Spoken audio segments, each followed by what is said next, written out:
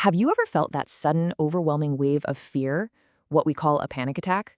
Well, today we're going to break down a really powerful way to stop it dead in its tracks, all based on the book Renewing the Mind Through Spiritual Authority. So, first things first, let's really get a handle on the problem. The book we're looking at today has this striking term for the experience. It calls it an emotional hijacking. So, what even is an emotional hijack? You know that feeling, right? That sudden, overwhelming moment where fear just grabs the controls and it feels like it comes out of absolutely nowhere. That feeling is exactly what this whole framework is designed to deal with. And look, let's be clear, we're not just talking about feeling a little nervous here. This is a total takeover. The reason that word hijacking is so important is that it totally reframes the situation. It positions you as the victim of some kind of hostile event, not the person causing it. And that, right there, is the very first step toward getting that control back. Okay, so what's actually going on inside our brains when this hijack happens? The book argues that this isn't some kind of personal failing or weakness. No, it's actually our brain's wiring at work. It's a default pathway that it calls the fear circuit. So during a panic attack, what the book suggests is that your brain is just running a memorized pattern. I want you to imagine a path in a forest that's been walked over and over again. When something startles you, your brain just automatically sprints down that familiar high fear trail without even thinking. And this brings us to two totally different states of being. Over on the left, you've got survival mode. That's the fear circuit just running wild. But the goal, over on the right, is what the book calls beholding, a state of real calm, focus, and a regulated nervous system. The whole technique is really about building a bridge to get you from that survival state to a place of peace. Okay, so if a panic attack is just a default brain pattern, how in the world do you break that cycle?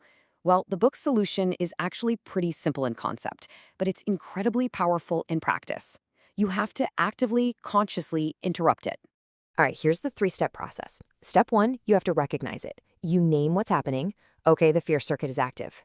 Step two, you interrupt it. The book is very specific here. You use a single, powerful name, Jesus. And step three, you shift. You consciously move your focus away from the fear and toward that calm state of beholding. Now, within this spiritual framework, that name isn't just some random word. It's a circuit breaker. The whole point is to jolt the brain out of its default pattern, just long enough to create a gap for you to consciously choose a different mental path. Now, this whole interruption thing, it's not just a one-and-done trick.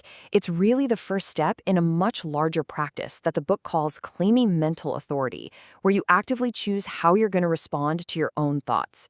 This right here is what the book calls an activation phrase. The simple act of declaring out loud, "I have mental authority," is designed to shift you from being a passive victim of that fear circuit to becoming the active director of your own mind. And this all leads to a really powerful challenge. The book calls on people to join the 1%, and we're not talking about wealth here.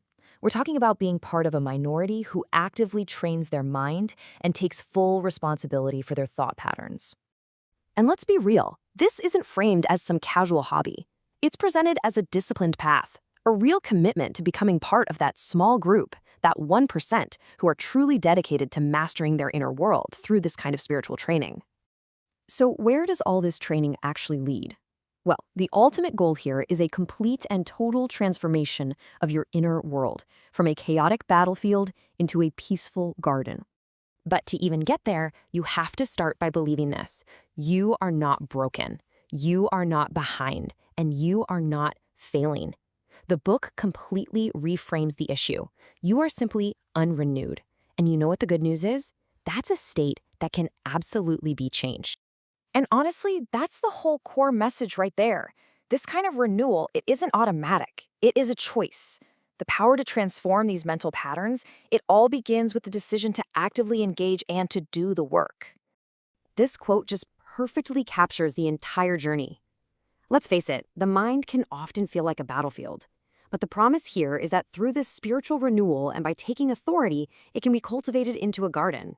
So the final question isn't just about what it takes to tend that garden, but are you willing to pick up the tools?